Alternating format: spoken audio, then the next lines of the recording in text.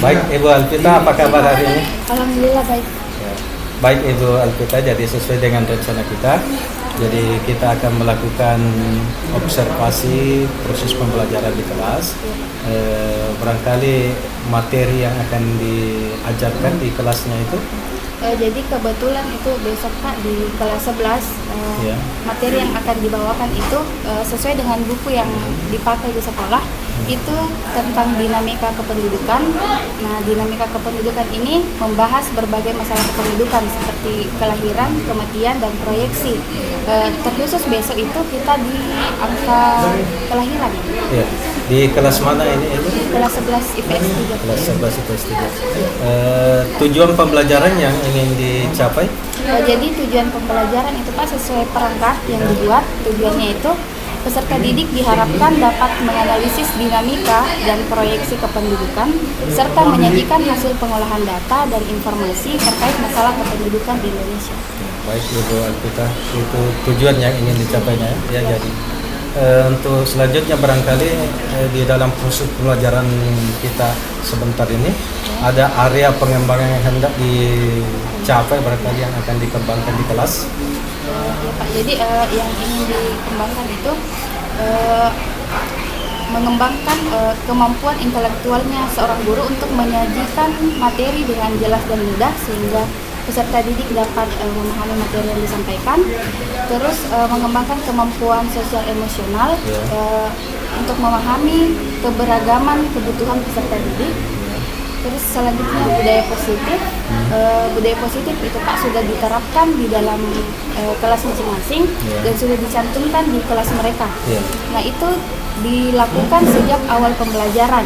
Bagaimana mereka dalam mengikuti proses pembelajaran, bagaimana ketika ada siswa yang berhalangan mengikuti proses, terus bagaimana ketika ada yang melakukan pelanggaran.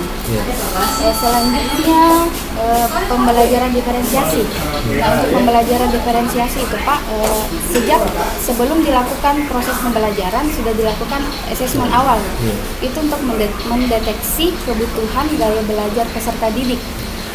Jadi kita mengelompokkan kelompok psikomotorik, auditori, dan visual.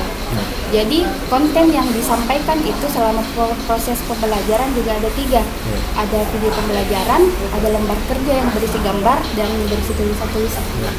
Bagus, luar biasa sekali Bu Alvita ya. Jadi area pengembangan ini sangat banyak yang akan dilakukan di dalam kelas nantinya. Jadi mudah-mudahan ini bisa berjalan dengan sukses sebentar di dalam kelas sehingga anak-anak juga bisa ikut ya di dalam proses pembelajaran ini dengan senang dan gembira. Kemudian selanjutnya barangkali Ibu mungkin ada strategi tersendiri yang sudah dipersiapkan. Strategi, jadi di awal pembelajaran itu kita melakukan menyapa peserta didik, memberi salam dan mengecek kehadiran peserta didik, dan mengajak peserta didik untuk berempati ketika ada teman yang berhalangan atau sakit, mendoakan biar mereka bisa mengikuti pembelajaran seperti biasa. Selanjutnya disajikan materi pembelajaran sesuai kebutuhan belajar mereka. Nah, setelah disajikan materi pembelajaran itu dibagikan kelompok-kelompok sesuai kebutuhan belajar tadi. Jadi mereka dibagikan lembar kerja. Setelah dibagikan kelompok, dibagikan lembar-lembar kerja dan mereka mengisi sesuai kebutuhan belajar mereka. Ada yang mengisi gambar, ada yang mengisi tulisan-tulisan, dan ada yang menyampaikan kembali secara lisan. Kira bagus sekali. Kemudian yang sudah direncanakan untuk strateginya ini saya kira sudah lengkap sekali ya. Jadi semuanya ada di dalamnya. Jadi penerapan KSE-nya ya, kemudian strategi untuk pembelajaran berdiferensiasi dan juga untuk kebiasaan positif anak ya. Ya, semuanya akan dilakukan di kelas. Jadi saya kira itu saja barangkali yang perlu saya ketahui dari Ibu.